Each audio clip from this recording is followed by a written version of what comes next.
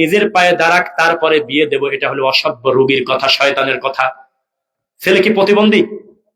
ছেলের বয়স 20 বছর, 22 বছর, 25 বছর, বলতেছে আগে নিজের পায়ে দাঁড়াক, আগে ভালো একটা চাকরি পাক, আগে উত্তর পাড়া বা উত্তর মাঠে একটা সুন্দর বাড়ি করুক, আগে ঘর করুক, নিজেই খেতে পার না, বউকে খাওয়াবে। ছোট লোক, তোমার মাধ্যমে আসমানের মালিক 12 জন মানুষের রুদি দিচ্ছে এই বাড়িতে।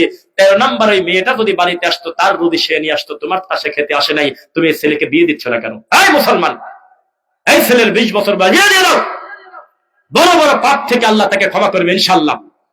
কে জানি শয়তানি করে বুদ্ধি দিয়েছে, আমার হাতে গোনা আর একদিনকে ছেলে হাতে পায়ে লম্বা হয়েছে, হাতে পায়ে লম্বা হয় নাই, অনেক লম্বা হয়ে গেছে অনেক জায়গায়। তুমি না বুঝে ছেলেটাকে ফিতনা করার জন্য আজকে তুমি এত বড় ছেলেকে বাড়িতে রাখলে, ছেলেটা 500 টাকার বিনিময়ে চাপাই নবাবগঞ্জ আবাসিক হোটেলে পাওয়া যায়।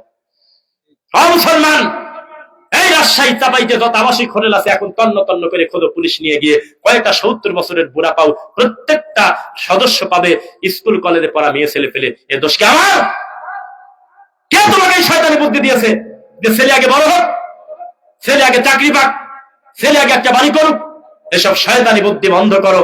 তোমার দাদা যখন মরে যায়, তোমার বাপের জন্য সম্পত্তি রাখছিল মাত্র 2 বিঘা, এখন তোমার বাপের সম্পত্তি 15 বিঘা। তোমার বাপ কত বড় মানুষ, তোমার বাপ বলতেছে দেবের বিয়ে দেবো, খাবি কে? নিজে তো খেতে পারে না। এই মেয়েটা বাড়িতে আসার পর 30 বিঘা সম্পত্তি আল্লাহ দিতে পারতেন।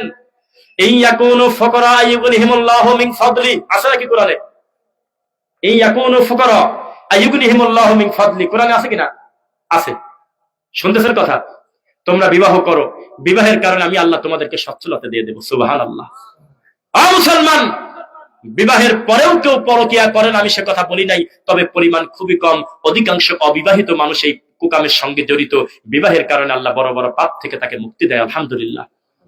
কে জবাব দেবে এইগুলোর কথা? ছেলের বয়স 40 বছর, ছাদে মাল নাই, টাক পড়ে গেছে, তারপরে কয়েকদিন পরে ডায়াবেটিস মরা, তখন ওই মহিলা মানুষ বলতেছে ছেলেকে বিয়ে দেব, তবে ক্লাস 8-এ পরে একটা বাচ্চা মেয়ে ঘরে আনবো। তো তোর ছেলের তো 10 বছর পর তো একেবারে কবরে ডেলিভারি ডেট হয়ে যাচ্ছে, তো এই মেয়েটার কি হবে? মেয়েটা তো তখন ভরা যৌবন, মেয়েটার বয়স তখন মাত্র 20 থেকে 22 বছর হচ্ছে। এই মেয়েটার দায়িত্ব কে নেবে? কেন এই সমাজে পরকিয়া হচ্ছে আপনি বোঝেন না? এই শয়তানি বুদ্ধি কে দিয়েছে? 30 বছর 35 বছর পর্যন্ত রাত দিন কষ্ট করে পড়াশোনা করে, চাকরি বাকরির পরিস্থিতি এত কঠিন, চাকরি এমন একটা অবস্থা চলে গেছে, বসের মাইন্ডের উপরে মেসেজ করে চাকরি থাকবে কি থাকবে না, এই আশায় বসে আছেন আপনি। ছোটবেলা থেকে যদি একটু ব্যবসার চিন্তা করতেন, যদি বড়ই বিক্রি করতেন, পেয়ারা বিক্রি করতেন, আমের ব্যবসা করতেন, কতই না ভালো হতো। সহজে বিবাহটা করতেন, আল্লাহ সহজে সন্তান দিত। আপনি যখন শেষের দিকে আসতেন, 3টা সন্তান থাকলে কোনো না কোনো সন্তান মাধ্যমে আল্লাহ আপনাকে ভালো রাখতেন।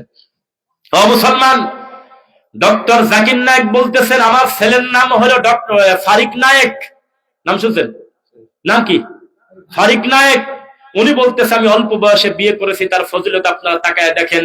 আমি যদি 15 দিন 1 মাসে যদি অফিসে না যাই, আমার কোনো চিন্তা নাই, আমার ছেলে অফিস যাওয়ার মতো হয়ে গেছে। আর আমাদের দেশের মানুষ ওই যে হাত ধরি বাস্তানি রাস্তায় ঘুরতেছে, অচেনা লোক বলতেছে আপনার ছেলের মেয়ে না মেয়ের ছেলে? হ্যাঁ, ছোট লোক। 18-19 বছরে যদি বিয়ে করতে, পরবর্তী বছর যদি একটা সন্তান দুনিয়াতে আসতো, এই সন্তানের সাথে রাস্তা দিয়ে হেঁটে যদি বাপ বেটা মানুষ মনে করতো, আপন ভাই মনে হয় রে, কত উপকার হতো। যে কোনো কাজের ব্যাপার, আব্বা বসে থাকো, আব্বা তোমাকে অল্প বয়সে তোমাকে রিটায়ার দিয়ে দিলাম, স্বাধীন মতো সালাত আদায় করো, আর রাস্তাঘাটে ঘোরো, কোনো চিন্তা ভাবনা নাই, নামাজ পড়ো, মানুষের উপকার করো। আমরা ভাই ভাই মিলে ব্যবসা দেখতেছি। ও বিয়েই করতেছে 45 বছর বয়সে, প্রথমে বাচ্চা নেয় না, কে জানি শয়তানি করে বলছে প্রথমেই বাচ্চা নেওয়া যাবে না, আগে 5 বছর বেড়াও। 50 বছরে যদি একটা বাচ্চা দুনিয়াতে আসে, এই বাচ্চার দায়িত্ব কে নেবে? ওই বাচ্চা ডানে যেতে বললে বামে যাবে, 2 বেলা গালা খাবে, 1 বেলা ভাত খাবে, এটা স্বাভাবিক। কারণ ছেলে বুঝে গেছে ও বুড়ির কথা শোনে কিনা, ও তো এমনি কবরে ঢুকে পড়ছে। ব্যক্তিত্ব থাকতে হবে, বুঝে নেই মনে হয়, কথা তো নীরব থাকতে বলছি, ফোন টোন সব উল্টে যাবে। বুঝতেছেন কথা? ও যদি বুঝতো যে আমার অল্প বয়সে বিয়ে করার কি ফজিলত। এখন আমার মেয়ের বয়স 8 বছর, আমার বহু বন্ধু এখনো বিয়ে করে নাই। যদি আমি মিথ্যা বলি আল্লাহর লানত, মিথ্যা বললে আল্লাহ লানত কিনা, বুঝেন না কথা? আজকে থেকে 1 বছর আগে যে বন্ধু বিয়ে করেছে, তার বাড়ি পাবনা সাথিয়া। আমি বললাম দোস্ত বিয়ে শাদী কি করেছো? বলে যে হ্যাঁ করছি। শুনতেছেন আমার ভাষা? তো বললাম এতদিন দেরি করলে কেন? উল্টা বল, এত তাড়াতাড়ি করলাম কেন? মানে কয়ে যে পরিমাণ পেশার বাড়ি থেকে বিয়ের ব্যাপারে আলোচনা আসলেই লাঠি নিয়ে বের হয়। তুই কামাই জানিস না, তুই বিয়ে করবি মানে? আল্লাহ যে গতবার বিয়ে করাইছে এটাই শুকরিয়া। তোমার অবস্থা কি? বললাম আমার মেয়ের বয়স 8 বছর প্লাস। কাকে কি বোঝাচ্ছেন আপনি? আপনি অল্প বয়সে সন্তানকে বিবাহ দিয়ে দেন। ও মহিলা প্যান্ডেলের মা শোনেন, আজকে বাড়িতে গিয়ে ছেলের বিয়ের সিদ্ধান্ত নিয়ে 1 সপ্তাহের ভিতরে বিয়ে দিয়ে দিবেন আদর্শ পাত্রী দেখে। এর মাধ্যমে আল্লাহর দিনের কল্যাণ হবে, সমাজে অপরাধ কমে যাবে, জিনা ব্যভিচার কমে যাবে ইনশাআল্লাহ। আর বিয়ের ডেট আমাদের এলাকায় এরকম চলে কিনা সাফাই নবাবগঞ্জে, বিয়ে 3 মাস পরে আংটি পরা রাখে। এইটা বুদ্ধি দিল কিনা, কয়েকদিন এঙ্গেজমেন্ট করে রাখলাম। তো এঙ্গেজমেন্ট করে রাখলে ওই ছেলে মেয়ের দেখা হচ্ছে, কুকাম করতেছে, মিনিটে মিনিটে মোবাইলে কথা বলতেছে, কত গোপন পাপ করতেছে তুই বুঝিস? এসব খিটকিলি বাদ দিয়ে ডাইরেক্ট বিয়ে দিয়ে দেওয়া যায় না? বিয়ে দিয়ে দিবেন, সপ্তাহ বেশি টাইম নেবেন না। কেন? যেই ছেলের একবার বিয়ের আলোচনা বাড়িতে হয়, যেই মেয়ের আলোচনা হয় একবার বিয়ের আলোচনা, সেই মেয়েকে বেশি দিন বিয়েতে ঠেকা রাখা যায় না। সমাজ যে কত খারাপ! একটা ছেলে কত বড় বিপদে পড়লে তার নানাকে দিয়ে বলাইছে তার বাপের যে বিয়ে দিয়ে নাতি বিয়ে করতে চায়, তারপরেও ও বোঝে না। ও কয় যে এখনই নাকি বিয়ে, আরো 2 বছর যাক। আবাসিক হোটেলে কন্ডম না থাকলে তোমার ছেলে প্রতি বছর একটা করে বাচ্চা দিত, তুমি বোঝো? এই জমিনে কি পরিমাণ ফিতনা হয় তুমি কি জানো? এই সমাজে 300 টাকা 500 টাকা হলে একটা নারীর শরীর পাওয়া যায়, আর বিয়ে করতে গেলে 3 বছর গবেষণা করতে হয়। 2 বছর ধরে চিন্তা করতেছে, কেউ রাজি হয় না। এর নাম হলো জাহিলিয়াত যুগ। এটা ভালো যুগ না।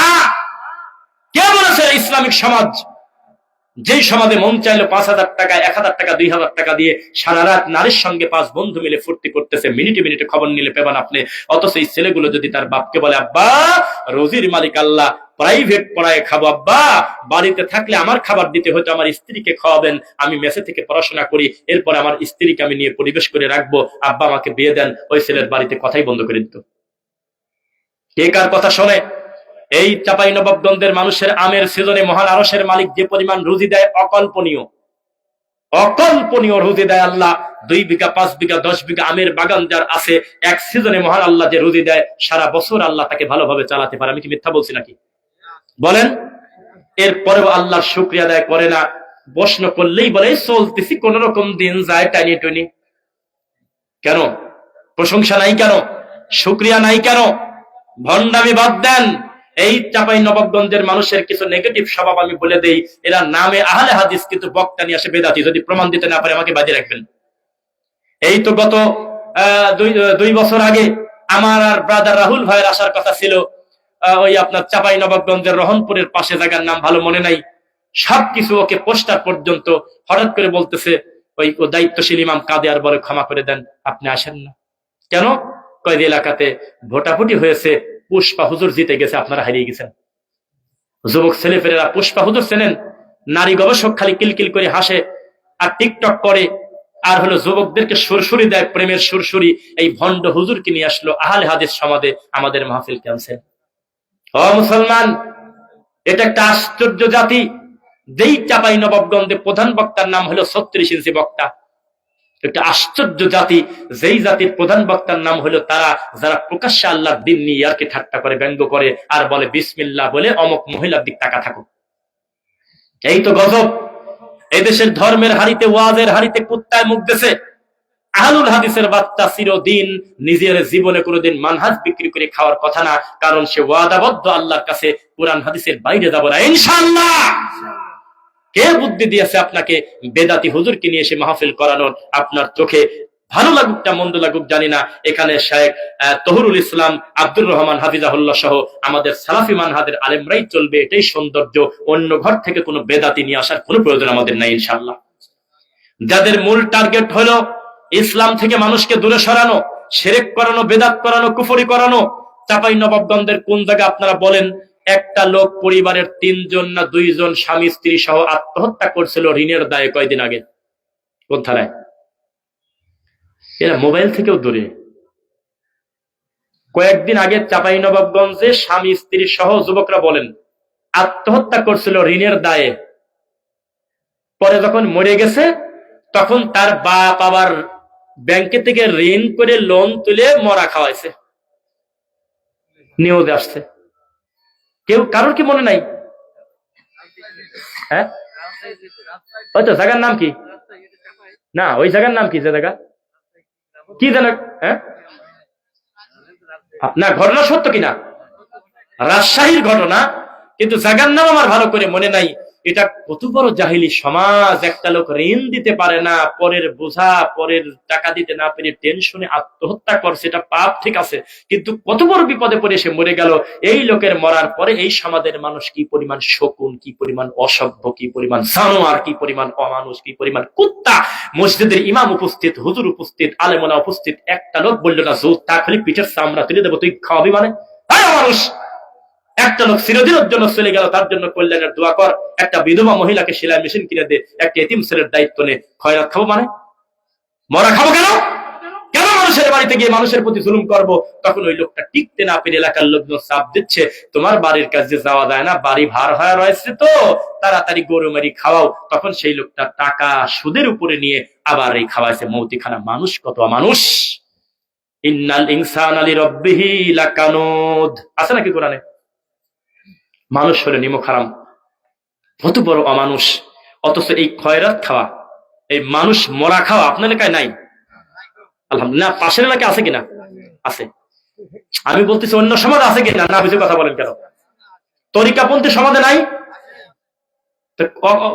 না বুঝে বলেন কেন? আমি তো জানি সালাফি আকীদা মানে যারা, আহলে হাদিস যারা, তারা এই কুকাম করে না। কিছু কিছু ব্যতিক্রম, তবে অধিকাংশ মাযহাবী সমাজে মরা মানুষ মরে গেলে তারা কষ্ট পাওয়া বাদ দিয়ে খুশি হয়, এখন একটা ফিরি ফিরি মৌতিখানা খাওয়া যাবে। বাঙালি এত লোভী, এই মৌতিখানা আর হলো বরযাত্রীর খানা, এই দুইটা খানা খাওয়ার জন্য উঠি পড়ে লাগে। নাউজুবিল্লাহ। বিয়ে কয়জন আসবেন বিয়েতে ছেলে পক্ষ থেকে আপনারা? কই ধরেন 20-22।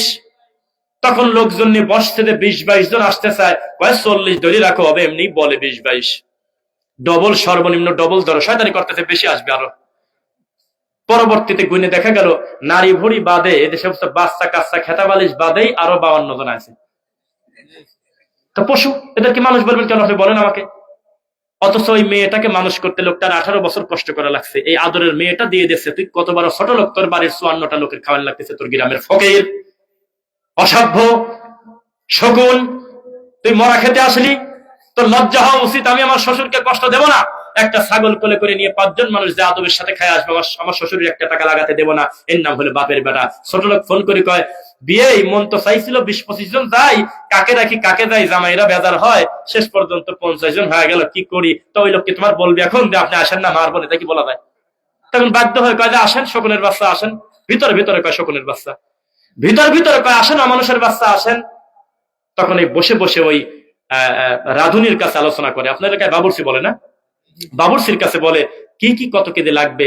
বাবুর্চি বলে, ভাই রে, 50 জনের টার্গেট করো না ভাই, 80 জনের টার্গেট করো, খাবার কোনোদিন বাঁচে না রে ভাই, মারামারি লাগবেই। ও আবার আর এক টেনশন ভিতরে ঢোকা দিচ্ছে। দোকানদার আবার বলতেছে 80 জনের টার্গেটে হয় না, বাজার অন্তত সখানিক লোকের নিয়ে যা, বাঁচলি পরে ফেরত দিয়ে দিও, কি বিপদ এখন কোন? এই তো বিয়ে। এই সমাজে গজব আসবে না, আসবে কার? মুসলমানের বাচ্চার বিয়ে হলো খ্রিস্টানদের মতো, মুসলমানের ছেলের বিয়ের শাদী হলো ইহুদি খ্রিস্টানদের মতো। আমি কি মিথ্যা বলছি? ওয়াজ কি শেষ করে দেবে না চলবে? ওরে বাপরে বাপ, আপনারা তো বলবেনই চলো, আপনার কি টেনশন আছে নাকি? এই যে আপনার বাড়ি দেখা যাচ্ছে, ওই যে পর্দার ওই পাশে বাড়ি, কিন্তু আপনি আমার সাথে চলেন সাবাই রাজশাহী পর্যন্ত, আপনার কালাদার হয়ে যাবেনি যদি একবার 3 ঘন্টা 2 ঘন্টা জ্যামে পড়েন। এখানে না, বড় কথা না, যেখানেই হোক।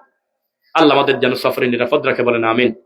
আমাদের সকলকে, সব ভাইকে মহান আল্লাহ যেন দিনের জন্য কবুল করেন, আল্লাহুম্মা আমিন। যে কথা বলতেছিলাম, বিবাহ সহজ করা ভালো না জেনা ব্যভিচার সহজ করা ভালো? মুসলমান, কেউ না কেউ সাক্ষী দিয়েন যাতে আমি মিথ্যুক, এই কথা এই এলাকায় প্রমাণিত না হয়। গত কয়েক বছর আগে একটা মেয়ের বিবাহর মজলিসে পুলিশ এসেছে, ম্যাজিস্ট্রেট এসেছে, এসে বলতেছে মেয়ের গার্জিয়ান কে? আমি। থানায় যেতে হবে, চলেন। কেন? মেয়ের বিয়ে হতে এখনো 2 বছর বাকি অফিসিয়াল ভাবে, কারণ তার বয়স কেবল 16। 18 বছরের নিচে বিয়ে দেওয়া যায় না। আর এই কুকামটা করে কোন বাইরের লোক না, এই পাড়া প্রতিবেশী কাছের লোকই ফোন করে দেয়। হ্যাঁ, তো ঠিক হলে সত্যি বলবেন নাকি? পাশ থেকেই ফোন দেয়, চাচাতো ভাই ফোন দেয়, ওই মহিলা মানুষ ফোন দেয়। মহিলা মানুষের আবার খুব কষ্ট বেশি, তারা খুব মেহনত করতে পারে। বাড়ির পাশে একটা মেয়ে দেখতে আসছে, হইলো রাজশাহী থেকে। বিয়ে দিয়ে যখন বিয়ে দেখে শুনে যখন প্রায় কথা কমপ্লিট চলে যাচ্ছে, তখন ফোন করে আর একদিক থেকে প্রয়োজনে তার স্বামীকে একটা সিএনজি ভাড়া করে দিয়ে রাস্তা ওই লোকের কাছে যা বলতেছে মেয়ে ভালো না। কত কষ্ট করে তারা যাতে বিয়েটা ভেঙে যায়। দূরের কেউ না, তারই ঘরের আশপাশে চাচি ফুপুরা। বলেন তো, এখন যে কথা বলতেছিলাম, বিয়ে ফোন দিয়েছে প্রতিবেশী, তো পুলিশ এসেছে, এসে ম্যাজিস্ট্রেট এসে বলতেছে কিছু মনে করবেন না, বিয়েটা ভাঙতে হচ্ছে, আর নয়তো আপনাকে ধরে নিয়ে যাওয়া লাগতেছে। তখন মেয়ের পিতা বলতেছে যে তাহলে আমি কি করবো, আমি এতগুলো লোকের দাওয়াত দিছি, আমি মাংস কিনছি, খাবার কিনছি, লক্ষ টাকা খরচ করেছি, এখন আমার মেয়ে কি করবে? আল্লাহর কসম, এই মাইক্রোফোনে বলতেছি, রেকর্ড থাকবে, মহিলা ম্যাজিস্ট্রেট বলতেছে 2 বছর প্রেম করুক। এই জাতির কত বড় ক্যান্সার! যেই সমাজে বিবাহ হলো কঠিন আর প্রেম জিনা ব্যভিচার সহজ, এই পরিবার এই সমাজ ধ্বংস হবে না তো হবেটা কি বলেন আমাকে? 12 বছরের মেয়ে তার দাদার কাছে শুয়ে থাকে, 8 বছরের মেয়ে, 9 বছরের মেয়ে তার দাদার কাছে থাকে। মা বাপ বলে ভালোই আছে, দাদার কাছে থাকে, ও খালি দাদার কাছে থাকতে চায়, ভালোই তো আছে, দাদির কাছে থাকে। হঠাৎ করে মেয়ের পেটে বাচ্চা চলে এসেছে পাবনা আটঘরিয়া, কে কাকে ঠেকায় বলেন? পরে দাদার গলায় জুতা দিয়ে পুরা বাজার ঘোরানো হয়েছিল। তখন আছে নাকি ওরা তখন ছোট ছাত্র, তখন আমরা ক্লাস 9-এ পড়ি। আমরা এই দৃশ্য দেখলাম, পুরা বাজারটা ওই জুতার মালা গলায় দিয়ে ঘোরাচ্ছে। 8 বছরের নিজের ছেলের মেয়েকে অন্যায় করে পেটে বাচ্চা দিয়ে দিয়েছে। আর এই মেয়ের নাকি 16 বছরে বিয়ে করলে পুলিশ নিয়ে যাবে, কারণ ও বলে সাবালিকা হয়নি। বলেন আমি মিথ্যা বলছি? এ কোন সমাজে বাস করি? এই ফিতনার যুগে ছেলে মেয়েকে যোগ্য পাত্র পাত্রীতে বিবাহ দেওয়াটা একটা বড় ধরনের চ্যালেঞ্জ বটে। মিথ্যা নাকি? দিবেন তো ইনশাল্লাহ?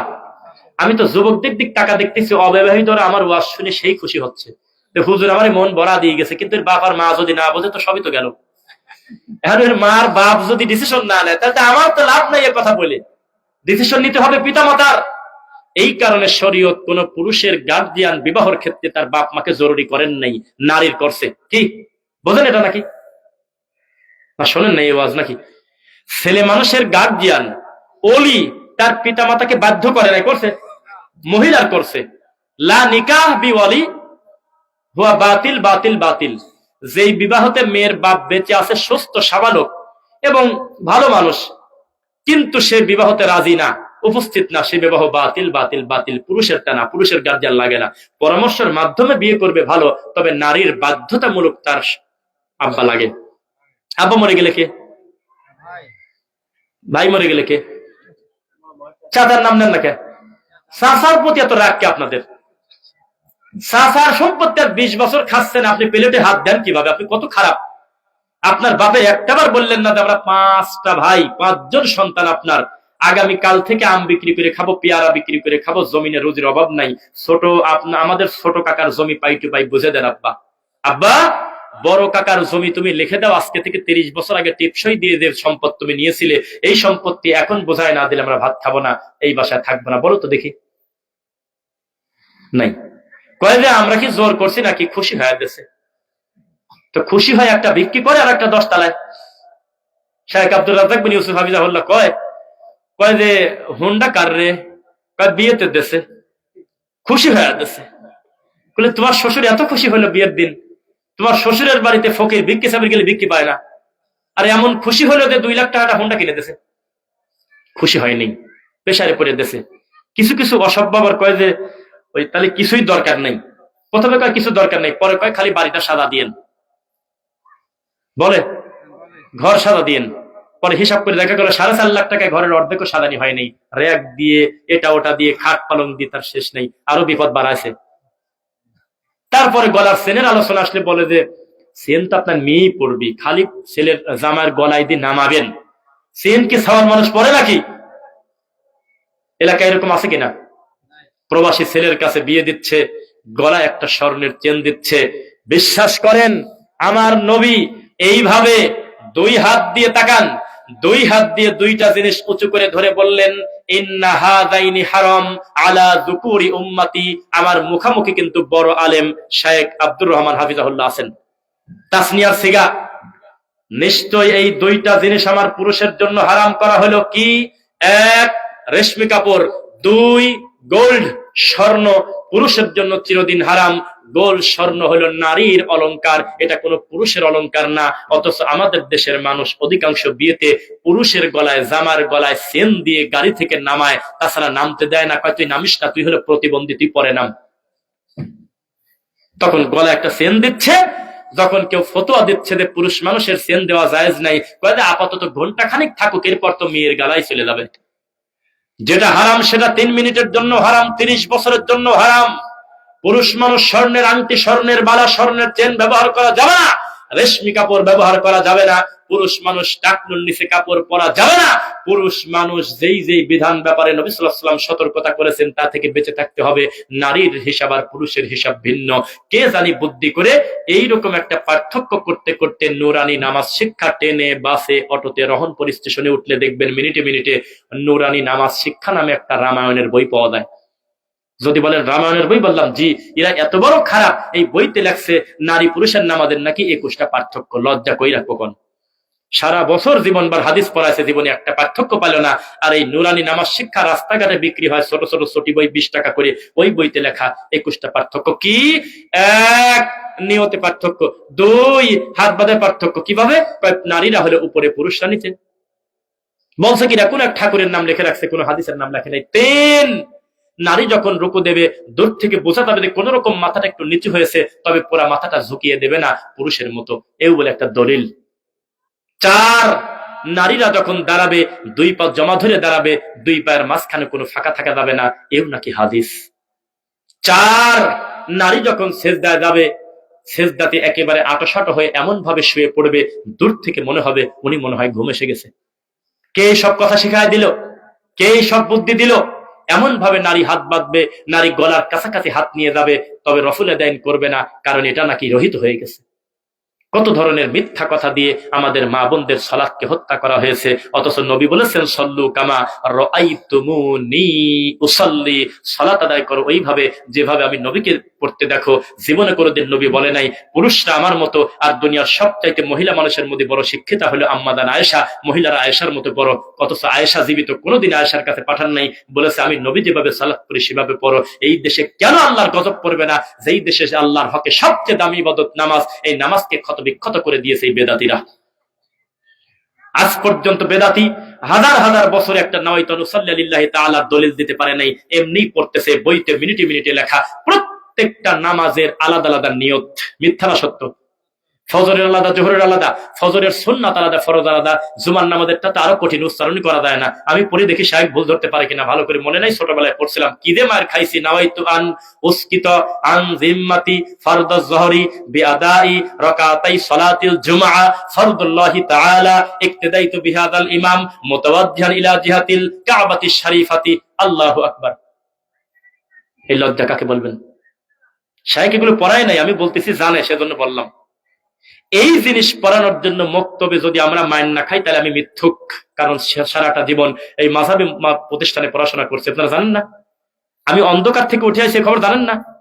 আমি আপনাদের মতো বংশীয় আহলে হাদিস না, এটা জানেন না? আমি বহু নির্যাতন, গালিগালাজ, ইহুদের দালাল, খ্রিস্টানের দালাল, আমেরিকার দালাল, মায়ের লাথি গুড়ি অনেক কিছু খাইয়ে আহলে হাদিস হয়েছে, এটা জানেন না আপনারা কেউ? সঠিক আকীদার পরবর্তীতে আল্লাহ আমাদের ভালোবেসে কবুল করছে, জানেন না? সিরোটা দিন এই বেদাতি বই পড়ছি, ফাদাইল আমল, মকসুদুল মুমিনিন, বিহিস্তিদ ওয়া তাসকিরাতুল আউলিয়া, কাসাসুল আম্বিয়া, এগুলোকে আমি নাম দিছি রামায়ণ। রামায়ণে অত নোংরা কথা লেখা নাই। কি আসসালামু আলাইকুম ইয়া রাসূলুল্লাহ, আল্লাহর নবী নাকি সহ্য করতে না পেরে হাত বাইকে দিয়েছে কবর থেকে, এই কথা লেখা আছে। কোথায় লেখা আছে? ফাদাইল আমলে। কি আছে না ভাই? মনে হয় পড়ছে তহরুল ইসলাম ভাই। বলেন দুঃখ কাকে বলবেন?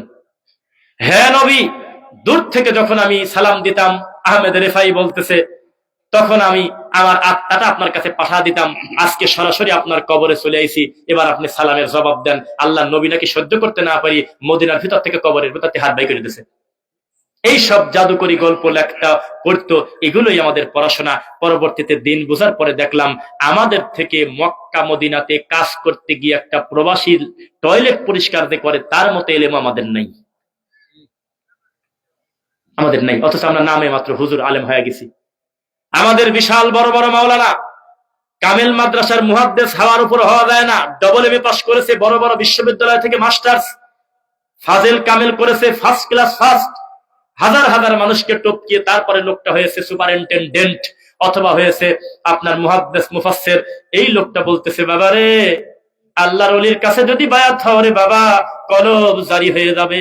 এই তো হুজুর, এই হুজুর বলতেছে ইন্নাল্লাহা ওয়া মালাইকাতাহু ইউসাল্লুনা আলান নবী, নিশ্চয় আল্লাহ এবং ফেরেশতা নবীর পর মিলাদ পড়ে, তোমরাও পড়ো। হায় রে জালা রে, এ বলে হুজুর কামেল মাদ্রাসার মুহাদ্দিস, আল্লাহ আমার প্রত্যেকটা কথা তোমার কাছে রেকর্ড হচ্ছে, মা ইয়ালফিযু মিন কাউলিন ইল্লা লাদাইহি রাকিবুন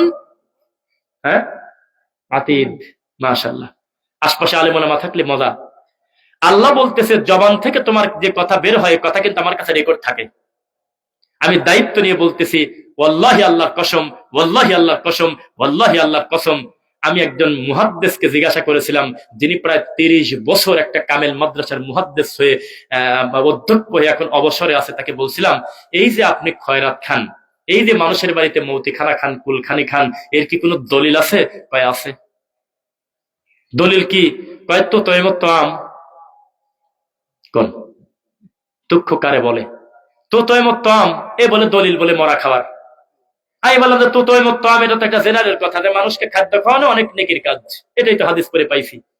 কিন্তু মৌতিখানা কোনে ঢুকলে এর মধ্যে খয়রাত ঢুকলো কিভাবে, এর মধ্যে সাদ্দ ঢুকলো কিভাবে? তখন কয় যে ওলামায়ে কেরাম বলেছেন, আকাবির বলেছেন, ঠাকুর বলেছেন, মেজো হুজুর বলেছেন, দাদা হুজুর বলেছেন, এভাবেই মেনে নাও। এই তো হুজুর জীবনটা ভর চোখে ধুলা দিয়ে শয়তানি করেছে, আমাদেরকে বোঝাইছে এইটা। সারা জীবন আমাদেরকে বলেছে আমরা নাকি আল্লাহর খলিফা, নাউজুবিল্লাহ, অথচ আমরা জিনের খলিফা। একটা ডিপার্টমেন্টের পরে আরেকটা ডিপার্টমেন্ট আল্লাহ দিয়েছেন আমাদেরকে। কোরআন মাজিদ আয়াত বিকৃত করে করে মানুষের ভিতরে বুঝিয়েছে, ইন্নামাল মুমিনুনা আল্লাযীনা ইযা যুকিরাল্লাহ ওয়াজিলাত কুলুবুহুম ওয়া ইযা তুলিয়াত আলাইহিম আয়াতুহু যাদাতহুম ঈমানা। এত সুন্দর কোরআনের আয়াতটা লাগাইছে ইল্লাল্লাহ ইল্লাল্লাহ হু হু হু, এই জিকিরের সাথে লাগা দিয়েছে। আমার এই মোবাইলে আছে, আপনারা একটু শুনবেন, সবাই একটু খেয়াল করবেন, হ্যাঁ 15 সেকেন্ড শুনবেন, শোনার পরে বলবেন যে আসলে কোন জগতে আপনারা আছেন। আল্লাহ তাআলা হেদায়েত দিন। এটা কোথায় সেভ করা? ওই মোবাইলে মনে হয়। সরমনার পীর গত 3 দিন আগে একটা নতুন ডেলিভারি দিয়েছে, তার হাতে একটা নীল কার্ড তিনি বিক্রি করতেছে। কেউ কি দেখছেন আপনারা? 2-1 জন দেখেছেন? কেউ দেখেন নাই? সাকিব আছে এখানে? মোবাইলটা নিয়ে আসো। একটা কার্ড ধরে বলতেছে, বাবারা দাদাজান এই কার্ডটা বানিয়েছে, আব্বাজান নিয়ে আসতো মাহফিলে, 2 জনই মরে গেছে। এটার নাম হলো বরকতি কার্ড। যারা ব্যবসা করো দোকানের ক্যাশ বাক্সতে রেখে দেবে, আল্লাহ বরকত দেবে। লাখ লাখ মুরিদ নামক গরু ছাগলরা লাখ লাখ টাকা দিয়ে এই কার্ড কিনে নিয়ে গেল। 2025 সালে এদেশের ধর্মের হাড়িতে কুত্তায় মুখ দেছে। মুসলমান, এই মনোহরপুরের লোক কোরআন হাদিস অনুযায়ী চলার চেষ্টা করার জন্য কথা বোঝার কোনো উপায় নাই যে গোটা দেশই মনে হয় এরকম জিনা। এই দেশে অধিকাংশ 98% উপরে মানুষ বেদাত এবং শিরকের সঙ্গে লিপ্ত। আকীদায় তারা জিরো, তাওহীদের ক্ষেত্রে তাদের কোনো বিদ্যাই নাই। এই দেশে যদি এখনো গণতান্ত্রিক পদ্ধতিতে ভোটাভুটি হয়, মহান আল্লাহকে আরশের উপরে 20 নম্বর সূরা সূরা তাহা আয়াত নাম্বার 5, আর রহমানু আলাল আরশি ইস্তাওয়া, তোমরা পক্ষে থাকলে হ্যাঁ ভোট দাও। আর আল্লাহ হলো কলবে, আল্লাহ নাই কোন জায়গা, আল্লাহ হলো সব জায়গা আছে, এই পাশে লিখে দাও, এই জায়গা ভোট হবে। বেশিরভাগ ভোট পাবে হলো এখানে বাতিল, হক এখানে কম ভোট পেয়ে পরাজয় হবে। এই দেশের অধিকাংশ হুজুর মনে করে আল্লাহ হলো কলবে। একটা জাল হাদিস মিনিন চায়না থেকে নিয়ে আসছে, তার নাম হলো কুলুবুল মুমিনিন আরশুল্লাহ। মুমিনের কলব বলল আল্লাহর আরশ। আমরা কোরআন হাদিস পড়ে পেয়েছি, ইন্নামাল মুমিনুনা আল্লাযীনা ইযা যুকিরাল্লাহ, মুমিনের সামনে যখন আল্লাহর কথা স্মরণ করা হয়, ওয়াজিলাত কুলুবুহুম, তখন তার অন্তরে ধাক্কা লাগে, মানে ভিতরে কাঁপে। আমি এটা এটা শুনে নিলাম যাতে আমার দোষ না হয়। আল্লাহর নামের জিকির হচ্ছে, আর এই বাসে উঠে লাভ দেয়, এই মাইক খুলে নিয়ে চলে যায়, সুমি খায়, কামড় দেয়, বক্তা টুপি নিয়ে যায়, মাইক খুলে নিয়ে দৌড় দিচ্ছে, ছিঁড়ে ফেলতেছে সামিয়ানা, রড লাইট উপরে চলে যায়, বাঁশ ধরে জ্বলে। অথচ বাম পাশেই হলো যে আমাদের মাইকলা ভাইয়ের কতগুলো মাল্টিপ্লাক, একটা বারও মাল্টিপ্লাকের মধ্যে হাত ভরে দেয় না। কোনোদিনও দেখলাম না যে সরমনার মুরিদরা লাভ দিতে দিতে সহ্য করতে না পেরে ওখানেই তো রড লাইটের লাল তার আর সাদা তার গালের মধ্যে ভরে দিয়েছে। তা করে না, খালি যে বাসে কোনো রড লাইট নাই, তার নাই, ওই বাসে লাভ দেয়। ডক্টর মসরুদ্দিন স্যার বলছে যে পুকুরে সেলা মাছ কোনোদিন বেশি থাকে না, হাতে গোনা কয়েকটা থাকে, ওই কয়টাই খালি ফাল দিয়ে ওঠে। মনে হয় গোটা পুকুরে খালি ওই মাছই। নাউজুবিল্লাহ পড়েন। ওয়াতাম্মাত কালিমাতু রাব্বিকা সিদকান ওয়া আদলা, আল্লাহর কালেমা ইনসাফ এবং সততা দিয়ে পূর্ণ যে লোকটা শুধু ইল্লাল্লাহ ইল্লাল্লাহ জিকির করে, এই জিকিরটা নাস্তিকের জিকির, এটা ভালো মানুষের জিকির না। ভালো মানুষের জিকির হলো লা ইলাহা ইল্লাল্লাহ, পূর্ণ কথার ভিতরে তাওহীদ আছে। শুধু ইল্লাল্লাহ মানে হলো নাস্তিকদের জিকির। ইল্লাল্লাহ মানে আল্লাহ বাদে, আল্লাহ নাই, আল্লাহ ছাড়া, আল্লাহ ছাড়া। বুঝতেছেন না? এখন যদি আমার বাকি ওয়াজ অনলাইনে গতকালকে লাইভ, তার আগের দিন লাইভ দেখেন, দেখবেন 1 মিনিট হলেও আমি এখন বেশি কথা বলে ফেলছি। 48 মিনিট 52 মিনিট আমার এই বড় ধরনের অ্যাটাকের পর থেকে কিভাবে হয়েছে ভাই আমাকে বলতেছে, আর বলেই ফেললাম যে ভাই একটু কথার ভিতরে বলে দিয়েন আপনার উপরে কিভাবে হামলাটা হলো রাজশাহী বাঘাতে, এটা একটু বলে দিয়েন। তা আমি আপনাদের আগ্রহ থাকলে 2-4 মিনিট বলবো কিভাবে কি শুরু হলো, আমাকে কিভাবে তারা অ্যাটাক করলো, এটা আমি একটু বলবো। তবে আমি বেশিরভাগ 50 মিনিট 1 ঘন্টা এর বেশি কথা আমি এই মাহফিলে না, সারা মাহফিল যতগুলো খুঁজবেন এরকমই। কারণ আমরা আশাবাদী, আমি সারা রাত বক্তব্য দিলেও আল্লাহর ফরজ হুকুমের সমান কোনো দিন হবে না, যেটা আমাদের সামনে আছে ফজর। বুঝতেছেন কিনা? আল্লাহ আমাদের সকলকে কবুল করুন, আল্লাহুম্মা আমিন। খুব দামি দামি কথা শেখ আব্দুর রহমান হাফিজাহুল্লাহ, তারপর তহরুল ইসলামদের মুখে এমনি জুমার খুতবায়